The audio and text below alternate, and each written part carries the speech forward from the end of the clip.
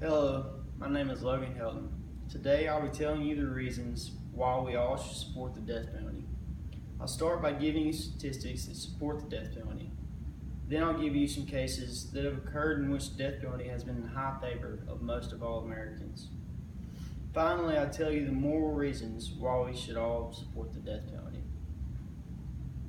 Many of you may have heard anti-death penalty supporters say that the cost of the death penalty and the trials that go into it are much more expensive than a sentence to life without parole.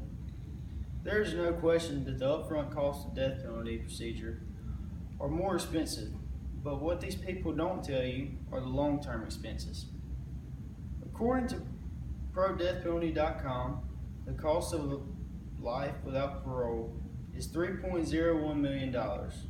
This is the total for $34,200 for 50 years at a 2% annual cost increase, plus the $75,000 for trials and appeals.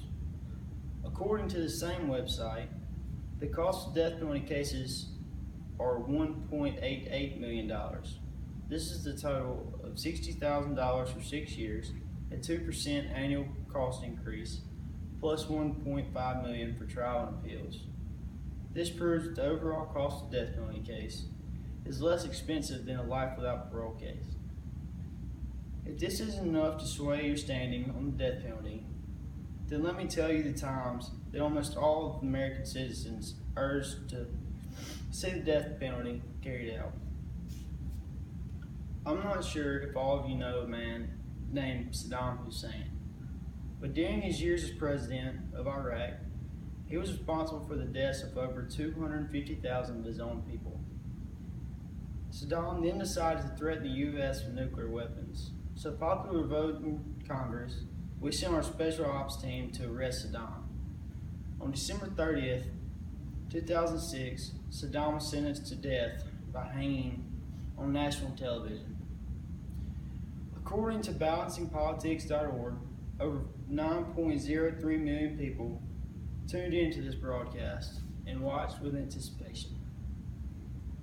I mean, sure, Saddam Hussein wasn't your typical criminal, but if we show weakness in our legal system, then who's to say that criminals will lose complete respect for authority? We're already seeing signs of radical Americans today. If there's no respect, then what are to become of the morals that this great country was founded upon? According to USAnews.com, the number one reason why people support the death penalty is because the death penalty gives closure to victims' families who have suffered so much. Some family members of crime victims may take years or decades to recover from the shock and loss of a loved one. Some may never recover.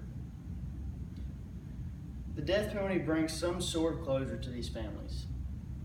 If the killer of a victim is put on life with parole, then there's a chance he could be freed and claim the lives of many more victims with loving families.